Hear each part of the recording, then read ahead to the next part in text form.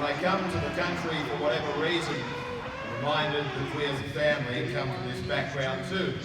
And so I'd be silly not to try and paraphrase our family's bond to bush, nor the wisdom of my mother and father who have imparted on this amazingly beautiful town and shire.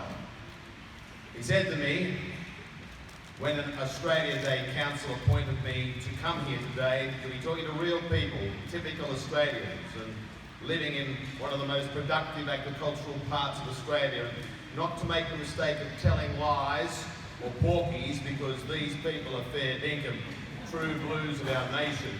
They are street smart and they'll be one step in front of you. I've been an Australia Day ambassador for just 4 years, but it gives me great pride to come to Junee this year. My grandparents, uncles, aunties, cousins are buried here in the local cemetery in the town that they loved so much. Australia Day to me means many things, and I guess the first thing that I think of is how fortunate we are to live under a Southern Cross. Though political correctness is the modern day trend, Australia is still the one, the greatest country on earth. As a nation,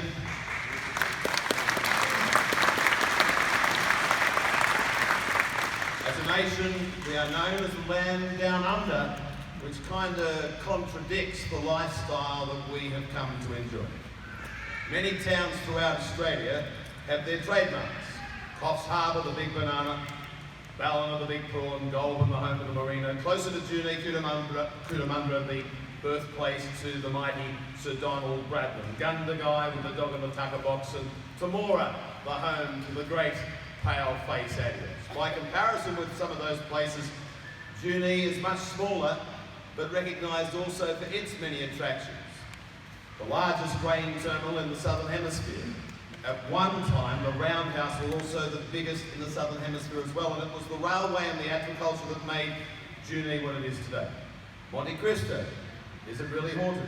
The prison, the licorice factory have joined the list, along with the great Laurie Dale. Superstar footballer, even better human. Now that's a wrap, and as rare as hen's teeth for what it's worth.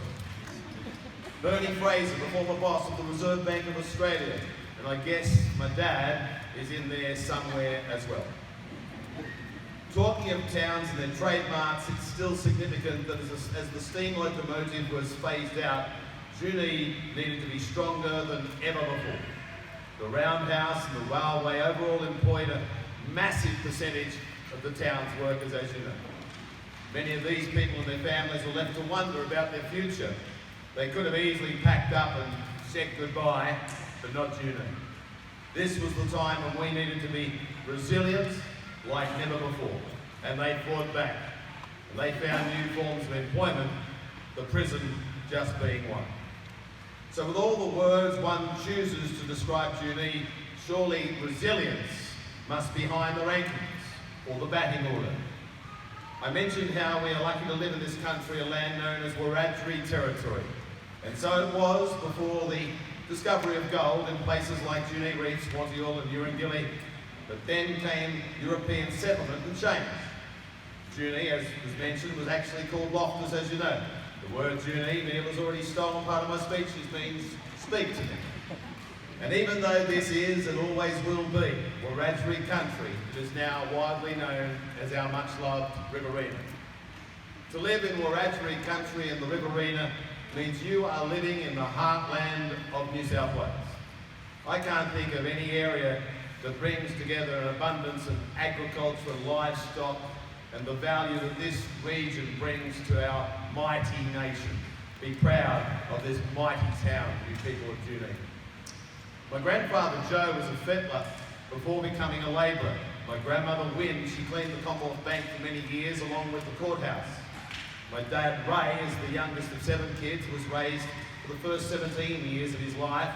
And he talks with great affection about his town, Junee, and his humble upbringing. He remembers 8 Stewart Street with pride. And now they had no hot water, an outside toilet complete with redbacks on the seat, no washing machine, a fuel stove, no refrigerator but an ice chest instead. He remembers his mum lighting the chip heater in the bathroom and washing the clothes in the copper in the laundry. Television had not arrived. You listened to the radio for entertainment or played a game of cards. This was back in the day when the milkman and the baker came with the horse and cart delivering the milk and the bread. They only purchased a car when Grandad retired at 65, a little Morris minor. From all reports, and Roger who called me last night, the locals here pulled to the side of the road whenever they saw Joe Warren coming down the road. Grandad by this stage was apparently having troubles with what was left and what was right. For all of this though, my dad, he clung to the dream of one day becoming a sports broadcaster.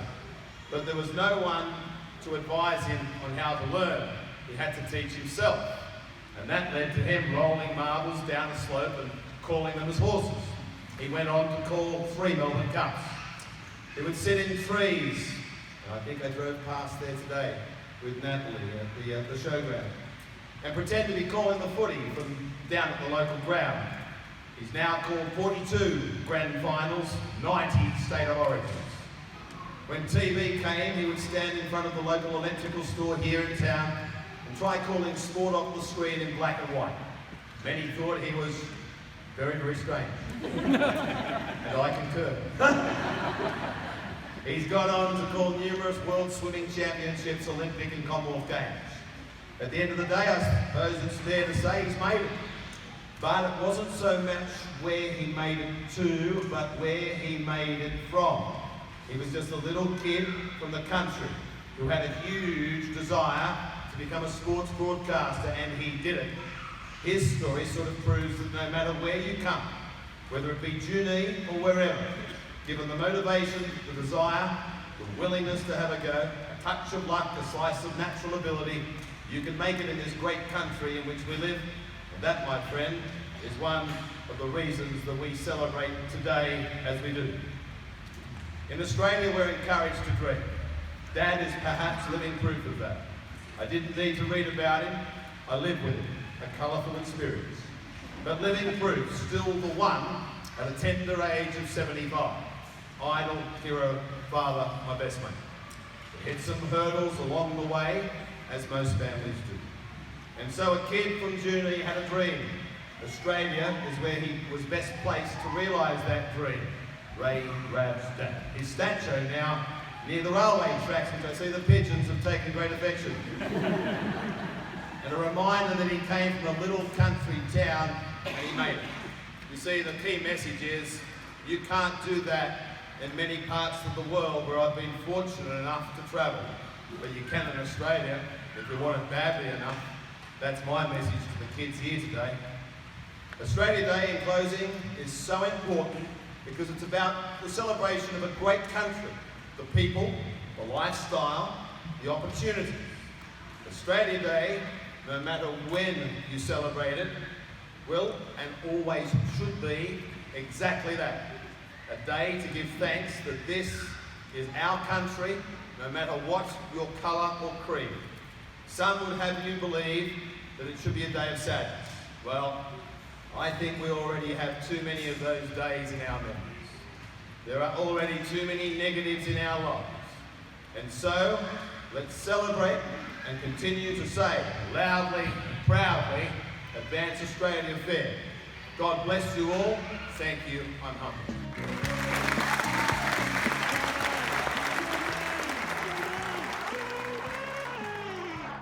Ray Warren is Junee's favorite man.